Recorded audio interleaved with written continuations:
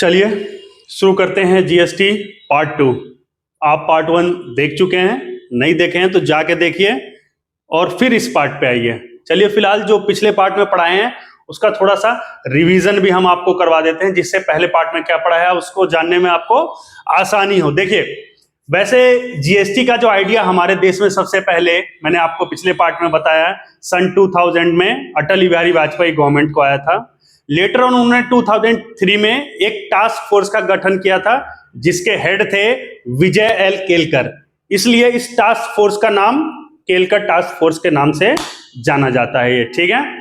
सन 2004 में उस task force ने स्ट्रांगली रिकमेंड किया था कि जीएसटी पूरे भारत में नेशनल बेसिस पे लगना चाहिए 2004 में, ठीक है। लेटर ऑन क्या हुआ कि 2006 और 7 में तब के यूनियन फिनांस मिनिस्टर थे मिस्टर पी चिदम्बरम, जब यूनियन फिनांस बजट वो पेश कर रहे थे तो उन्होंने कहा था कि जीएसटी जो इंट्रोड्यूस होगा 1 अप्रैल 2010 से जीएसटी इंट्रोड्यूस होगा। उसके बाद क्या हुआ, गवर्नमेंट ही चली गई, मैंने आपको बताया था।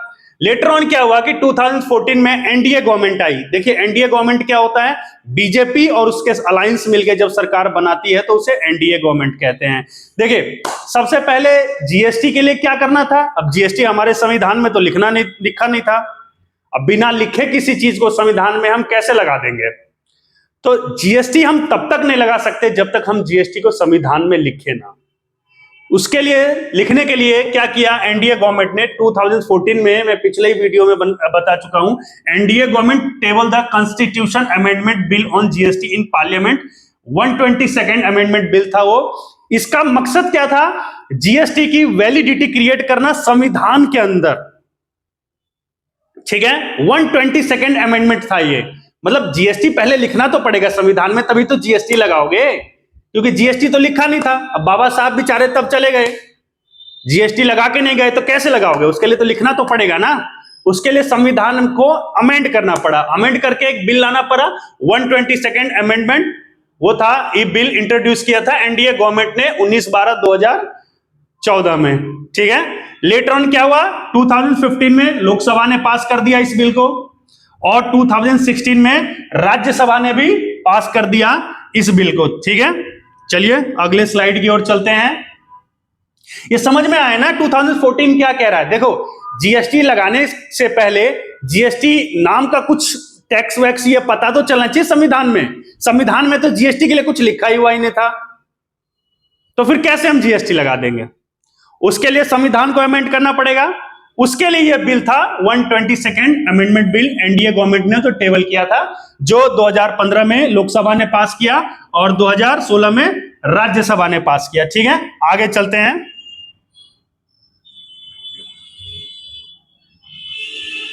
देखिए एक बार जब संविधान को अमेंड कर दिया गया तो लेटर ऑन 2017 में एनडीए गवर्नमेंट ने सीजीएसटी बिल इंट्रोड्यूस किया, एसजीएसटी बिल इंट्रोड्यूस किया, यूटीजीएसटी बिल इंट्रोड्यूस किया, आईजीएसटी बिल इंट्रोड्यूस किया और GST on state compensation cess bill introduce किया। ये सारे बिल इंट्रोड्यूस किए, ठीक है। लेटर ऑन इस बिल को लोकसभा ने पास कर दिया, राज्यसभा ने पास कर दिया, राष्ट्रपति की स्वीकृति मिल गई और फिर यह कानून बन गया। 1/7/2017 को जीएसटी लॉन्च कर दिया गया on the recommendation of Kelkar task force, ठीक है। इस समझ में आया, इतनी हिस्ट्री, बाकी के लिए क्लास है ही, आ सकते हो। इतनी हिस्ट्री समझ में आया। आइए जरा एक बात मैं आपको बता रहा हूं। वैसे देखिए जीएसटी को पहला इंप्लीमेंट करने वाला देश फ्रांस था। 1954 में उन्होंने जीएसटी को एडॉप्ट कर लिया था, ठीक है। ये स्लाइड जो है इसमें मैं आपको बता रहा हूं कि जीएसटी में ऐसा क्या कमी था जिसकी वजह से जीएसटी को लाना पड़ा। कुछ तो कमी रही होगी ना पुराने इनडायरेक्ट टैक्सेशन सिस्टम में, जिसके कारण जीएसटी को लाना पड़ा। चलिए उन्हीं में से कुछ कमियों को डिस्कस करते हैं। देखो बच्चों, जब हम गुड्स खरीद के लेके आते थे ना, जब हम फैक्ट्री में रॉ मटेरियल खरीद के लाए, रॉ मटेरियल जब हम खरीद के लाते थे उस पर हमको सेल टैक्स देना पड़ता था। मतलब जब रॉ मटेरियल हम खरीद के लेके आए उस पर हमको सेल टैक्स देना पड़ता था। अब क्या हुआ कि रॉ मटेरियल को मैं खरीद के लाया, सेल टैक्स दे के आया, उस पर कुछ कन्वर्जन चार्ज मैंने किया, प्रोडक्शन चार्ज जो लगाया, कन्वर्जन चार्ज लगा के कॉस्ट ऑफ प्रोडक्शन मेरा 1200 का हो गया। जैसे मैंने एग्जांपल लिया हुआ है कि रॉ मटेरियल में 1000 का परचेज करके लेके आया, ठीक है, 10% में उस पर टैक्स दे के आया, सेल टैक्स दे के आया, 100 रुपए हो गया। कुछ कन्वर्जन चार्ज रॉ मटेरियल को फिनिश गुड्स में कन्वर्ट करने के लिए, ठीक है। अब क्या हुआ कि कन्वर्ट कर लिया, 100 रुपए वो लग गए मेरे, टोटल कितना कॉस्ट ऑफ प्रोडक्शन पड़ गया मेरा, 1200 रुपए पड़ गया, ठीक है। अब क्या हुआ कि मैंने इसमें कुछ अपना प्रॉफिट मार्जिन भी रखूंगा, प्रॉफिट यहां जोड़ लिया। अब ध्यान से देखो, ये सब जोड़ के जैसे ही फैक्ट्री से मैं बाहर निकलता था वैसे ही टैक्स डिपार्टमेंट आ जाते थे कि मुझे टैक्स दो। तो क्या टैक्स लगता था मैन्युफैक्चरिंग पे, यहां लगता था एक्साइज ड्यूटी, फिर मैं उनको एक्साइज ड्यूटी देता था। मतलब देख रहे हो, जब खरीद के लाया तो सेल टैक्स दिया ही, और फिर मैं उसको कन्वर्जन चार्ज रॉ मटेरियल को कन्वर्ट करके फिनिश प्रोडक्ट में जब बनाया तब क्या मांगा जा रहा है, एक्साइज ड्यूटी मांगा जा रहा है, ठीक है। फिर मैं उनको एक्साइज ड्यूटी देता था। अब क्या हुआ कि फिर मैं जाता था उसको रिटेलर के पास पहुंचा देता था, रिटेलर उसको क्या करता था कि इसको बेचता था, उस पर फिर टैक्स लगाता था, सेल टैक्स लगाता था। देखिए एक्साइज ड्यूटी तो दिया ही गवर्नमेंट को, रिटेलर उस पर सेल टैक्स लगाता था, और लास्ट में क्या हो जाता था, इसका इनवॉइस वैल्यू बहुत बढ़ जाता था। इसको ना single point of tax collection भी कहते हैं। इसको single point of tax collection मतलब इसका इससे कुछ लेना देना नहीं है और इसका इससे कुछ लेना देना नहीं है, ठीक है। और लास्ट में क्या हम देखते थे कि 10% ही तो टैक्स है, बाकी का क्या कुछ नहीं पता, किसी को किसी से मतलब नहीं। यानी कि टैक्स ऑन टैक्स था, इसको कैस्केडिंग इफेक्ट भी बोलते हैं। तो ये कुछ कमियां थी। देख एक्साइज में तो खैर ज्यादा कमियां नहीं थी, ये सेल टैक्स ही बार बार ज्यादा लगता था, ये मेन कमी था ये, ठीक है। चलिए फिर समझ में आया, आगे की बात करते हैं। मैंने आपको यह भी बताया हुआ है कि टैक्सेस दो प्रकार के होते हैं, डायरेक्ट टैक्स और इनडायरेक्ट टैक्सेस। डायरेक्ट टैक्स में क्या होता है, एक सिंपल माध्यम से डायरेक्ट और इनडायरेक्ट भी समझा देता हूं, जो पिछली क्लास में मैंने आपको बताया था। टैक्सेस दो प्रकार के होते हैं, मैंने आपको यह भी बताया था कि वैसे there is no legal definition of tax as per the honourable Supreme Court of India. Tax is compulsory fees charged by government to provide basic facilities like health, infrastructure, education, ETC, ठीक है। टैक्स दो प्रकार के होते हैं, direct tax और indirect tax. इसमें मेन क्या डिफरेंस होता है, ठीक है। देखिए डायरेक्ट टैक्स में क्या होता है कि ए पे चार्ज होता है, ठीक है, और कलेक्ट भी ए से ही होता है। इनडायरेक्ट टैक्स में क्या होता है, चार्ज तो ए पे होता है लेकिन कलेक्शन बी से होता है, ठीक है। दोनों केस में देना तो ए को ही है, यहां भी एक पे कर रहा है और वहां भी एक ए पे कर रहा है, ठीक है। इनकम पे डायरेक्ट टैक्स लगता है, खर्चे पे इनडायरेक्ट टैक्स लगता है, यानी जीएसटी। समझ में आया, ये है बेसिक डेफिनेशन डायरेक्ट और इनडायरेक्ट टैक्सेस की। चलिए इतना तो समझ में आया, आगे बढ़ते हैं। आर्टिकल 265 हमारे सामने है नेक्स्ट स्लाइड में। देखिए आर्टिकल 265 कहता है कि no tax of any nature can be levy और कलेक्टेड बाय सेंट्रल गवर्नमेंट और state government except by the authority of law. देखिए हमारे पास लोकसभा है और विधानमंडल है, यानी विधानसभा है, ठीक है। तो लोकसभा और राज्यसभा, लोकल अथॉरिटी भी स्टेट में आ जाता है, ठीक है। इंडिया का फेडरल स्ट्रक्चर है, तो लोकसभा और राज्यसभा को ही पावर है टैक्स लगाने का। कोई भी सरकार अपने मर्जी से no tax of any nature can be levy, कोई भी सरकार सेंट्रल हो या स्टेट हो, अपनी मर्जी से कोई भी टैक्स नहीं लगा सकता है। ऐसा थोड़ी ना रोड पे चलने का टैक्स दो, ये थोड़ी ना मतलब है। उससे पहले उसको संविधान में वैलिडिटी उसकी क्रिएट करनी पड़ेगी, तभी कोई भी टैक्स लगाया जा सकता है। ये आर्टिकल 265 यही कहता है कि no tax of any nature can be levy और collected by central government, state government except by authority of law. और ये अथॉरिटी किसको है, लोकसभा राज्यसभा को, ठीक है, विधानसभा को, आपके विधानमंडल को। ये अथॉरिटी उन्हीं को है टैक्स लगाने का। सरकार कोई भी हो, केंद्र सरकार या राज्य सरकार, अपनी मर्जी से कोई भी टैक्स आप पे नहीं लगा सकती। ये आर्टिकल 265 यही कह रहे हैं, ठीक है। अगला पढ़ते हैं, आर्टिकल 246 ये कहता है provides power to central government and state government to make law in respect of GST. ये पावर प्रोवाइड करता है, किसको? सेंट्रल गवर्नमेंट को और स्टेट गवर्नमेंट को, जो ताकि वो जीएसटी से संबंधित कानून बना सके और आपसे कलेक्शन कर सके। आर्टिकल 246A उनको पावर देता है, ठीक है। क्या है ये? But the following goods are liable for to GST from the date recommended by GST council. Article 279A GST council है, आगे डिस्कस करेंगे, जब डिस्कस करेंगे तो बताऊंगा जीएसटी काउंसिल क्या है, ठीक है। ये कह रहा है कि कुछ ऐसे गुड्स हैं उस पर टैक्स अभी तो नहीं लग रहा है जीएसटी, बट लगेगा। कब से लगेगा? जब जीएसटी काउंसिल उनका डेट रिकमेंड कर देगा, तब से उन पे टैक्स लगेगा। कौन कौन से ऐसे गुड्स हैं, आइए डिस्कस करते हैं। ये कुछ गुड्स हैं जिसपे अभी जीएसटी नहीं लगता है। जीएसटी काउंसिल ने कहा है जीएसटी लगेगा जब जीएसटी काउंसिल इसका डेज अनाउंस कर देगा, तब से इस पे जीएसटी लगेगा। फिलहाल इस पे जीएसटी नहीं लगता। कौन कौन से गुड्स हैं? Petrol, petroleum crude, natural gas, diesel और एविएशन टरबाइन फ्यूल, प्लेन में यूज होता है ये, ठीक है। चलिए, समझ में आया। इस पे जीएसटी नहीं लगता है, इस पे जीएसटी नहीं लगता है। फिलहाल जीएसटी लगेगा on the recommendation of GST council. जब जीएसटी काउंसिल इसको रिकमेंड कर देगा, जीएसटी इस पे लगना शुरू हो जाएगा। समझ में आया? चलिए नेक्स्ट स्लाइड की ओर बढ़ते हैं। क्या लिखा है? अच्छा, framework of GST in India. मैं आपको पिछली क्लास में भी बता चुका हूं। Framework of GST in India मतलब होता है हमारा जो फ्रेमवर्क है वो ड्यूअल जीएसटी का फ्रेमवर्क है। कैसे? मैंने आपको बताया था कि जब हम जीएसटी लगाने वाले थे, क्योंकि इंडिया फेडरल स्ट्रक्चर है, ठीक है, इंडिया फेडरल स्ट्रक्चर है, यहां स्टेट भी है, गवर्नमेंट भी है, तो हमारे पास दो तरीके के मॉडल थे। मैंने आपको पिछली क्लास में बताया था, ऑस्ट्रेलियन और कैनेडियन मॉडल। तो हमने कौन सा अडॉप्ट किया? कैनेडियन ड्यूअल जीएसटी मॉडल, जिसमें in dual GST, GST is levied and collected by central government as well as state government simultaneously on a single supply, ठीक है। कोई भी single supply of goods and service GST state government भी collect करती है और central government भी collect करती है। यानी कि मैंने आपको बताया था कि कोई भी एक सिंगल गुड्स और सप्लाई पे स्टेट गवर्नमेंट भी टैक्स लगाती है और सेंट्रल गवर्नमेंट भी टैक्स लगाती है, ठीक है। इसीलिए इसका नाम ड्यूअल जीएसटी पड़ा है। हमारा जो जीएसटी मॉडल है dual GST model, that is Canadian dual GST model, ठीक है। 1954 में फ्रांस पहला कंट्री था जीएसटी लगाने वाला, ठीक है। और क्या मैं आपको बता रहा हूं, यही है ड्यूअल जीएसटी मॉडल, ठीक है। आगे देखिए, वैसे मैं बता चुका हूं कि दो उस टाइम मॉडल थे, ऑस्ट्रेलियन मॉडल और कैनेडियन मॉडल। हमने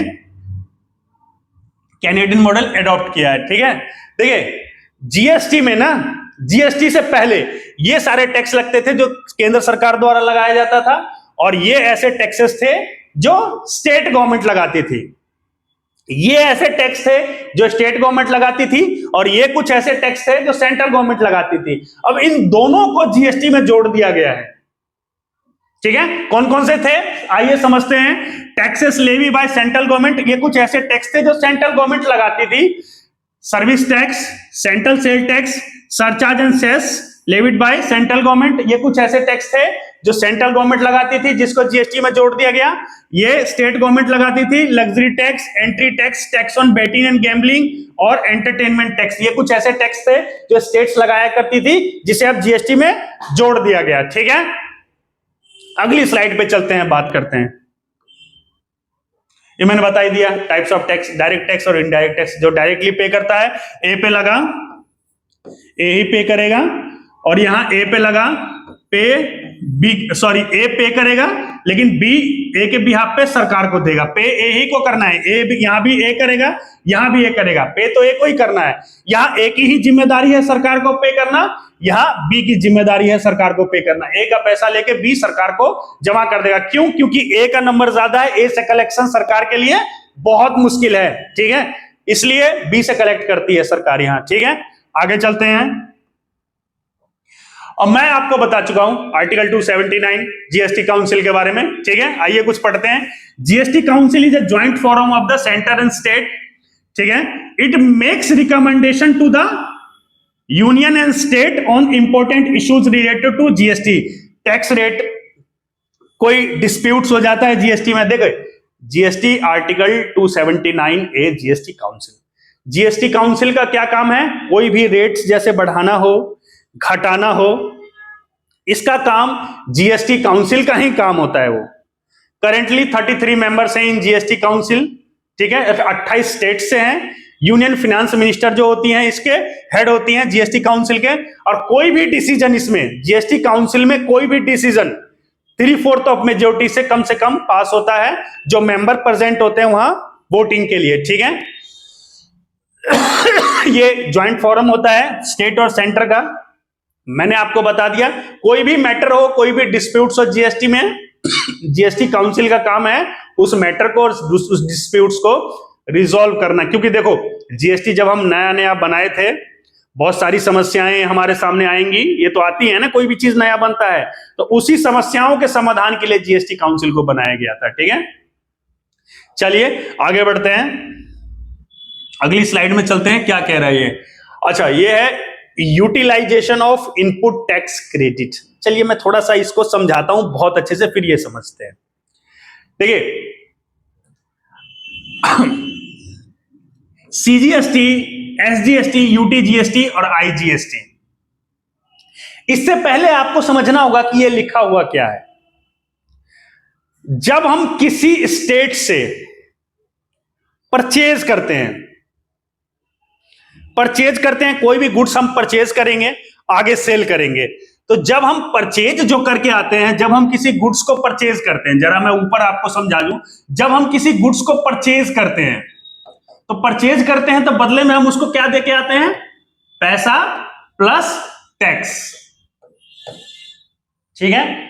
फिर हम उस गुड्स को सेल करते हैं, तो सेल करते हैं तो क्या कलेक्ट करते हैं? जो भी वैल्यू हमने ऐड की है, जब हम उसको सेल करते हैं तो हम पैसा कलेक्ट करते हैं प्लस टैक्स कलेक्ट करते हैं। मतलब एक गुड्स हम खरीद के लेके आए, तो हमने पैसा प्लस टैक्स दिया उसको, फिर हमने जो वैल्यू ऐड करनी थी, जो करना था किए, और उसके बाद क्या हुआ? उस गुड्स को हम सेल करेंगे, तो हम सेल करेंगे तो क्या कलेक्ट करेंगे? पैसा कलेक्ट करेंगे प्लस टैक्स कलेक्ट करेंगे। तो देखिए, तो यहां जो पैसा कलेक्ट किया उसको साइड करो, टैक्स की बात करते हैं। जब हम परचेज करके आए थे तो हम टैक्स दे के आए थे, जो हम परचेज करके आए थे उस टाइम जो हम टैक्स दे के आए थे, जब हम सेल करेंगे तो टैक्स कलेक्ट करेंगे नहीं करेंगे? तो जब हम सेल करेंगे तो हम जब टैक्स कलेक्ट करेंगे, जो दे के आ चुके हैं वो उसमें से माइनस हो जाएगा। सपोज मैं समझाता हूं कि मैं जब परचेज करके लेके आया था तो मैंने 10 रुपए टैक्स दिया था, समझे। जब मैं सेल करूंगा तो उस पर मुझे 20 रुपए टैक्स कलेक्ट करना है, मान लीजिए। अब मैं क्या करूंगा? तो 20 रुपए जो मुझे टैक्स कलेक्ट करना है, ऑलरेडी मैं 10 रुपए पे कर चुका हूं, ऑलरेडी दस रुपए मैं पे कर चुका हूं। बाकी कितना मैं सरकार को पे करूंगा? ऑलरेडी मैं 10 रुपए दे चुका हूं, तो 20 माइनस 10, मैं 10 ही सरकार को दूंगा। तो ये जो 10 मैं आगे दे के आया ना, वो मेरा हो गया इनपुट टैक्स क्रेडिट। समझ में आया? देखिए मैं एकदम सिंपल से समझाता हूं। मैं एक सामान लेके आया, ठीक है। अब क्या हुआ कि मैं जो सिंपल समझिएगा, कोई सामान लेके आया, उसको मैंने टैक्स दे दिया 10 रुपए का। आगे मैं सामान बेचूंगा, 20 रुपए मैंने टैक्स चार्ज कर दिया, लेकिन 10 रुपए तो ऑलरेडी मैं सरकार को दे चुका हूं ना, पहले ही दे चुका हूं, तो 20 रुपए थोड़ी ना दूंगा। तो 20 माइनस 10 ऑलरेडी मैं दे चुका हूं, बाकी बचे 10 वो 10 में पे करूंगा, ठीक है। तो 10 जो मैं पहले दे आया ना, उसी को इनपुट टैक्स क्रेडिट के नाम से जाना जाता है, कि उसका क्रेडिट मिल जाएगा, जो आप बेचोगे उस समय वो माइनस हो जाएगा, कहने का ये मतलब है। तो अगर मेरा टैक्स, देखिए एक तो होता है विद इन स्टेट और एक होता है एक स्टेट से दूसरे स्टेट। तो एक स्टेट से दूसरे स्टेट में जब डीलिंग होगी, one state to another state, इसको कहते हैं इंटर स्टेट। सेम स्टेट में अगर डीलिंग होती है तो उसको कहते हैं इंट्रा स्टेट, ठीक है। एक स्टेट से दूसरे स्टेट में इंटर स्टेट, उसमें आईजीएसटी लगता है, और intra state with in the state, उस केस में क्या लगता है, सीजीएसटी और एसजीएसटी चार्ज होता है। अगर यूनियन टेरिटरी है तो यूटीजीएसटी चार्ज होता है। ठीक है, एक स्टेट से दूसरे स्टेट के लिए इनपुट टैक्स क्रेडिट में क्या होता है, पहले इनपुट टैक्स क्रेडिट आईजीएसटी का इस्तेमाल करते हैं हम आईजीएसटी के केस में, फिर सीजीएसटी इस्तेमाल करते हैं हम अगर बच गया तो, और फिर एसजीएसटी से हम उसको सेटअप करने की कोशिश करते हैं। इसके केस में क्या है, सीजीएसटी में सीजीएसटी और आईजीएसटी अगर बच गया तो। ठीक है, एसजीएसटी में एसजीएसटी या आईजीएसटी। ठीक है, ये दोनों आपस में कभी भी सेटअप नहीं हो सकते। ये समझ में आया आपको बहुत अच्छे से। चलिए आगे की ओर चलते हैं, आगे तो कुछ बचा नहीं। तो यही है आपका आज का क्लास। अगर कुछ आपको डाउट हो तो आप मैसेज में पूछ सकते हैं या मेरे क्लास में आ सकते हैं। ठीक है, थैंक यू, जय हिंद।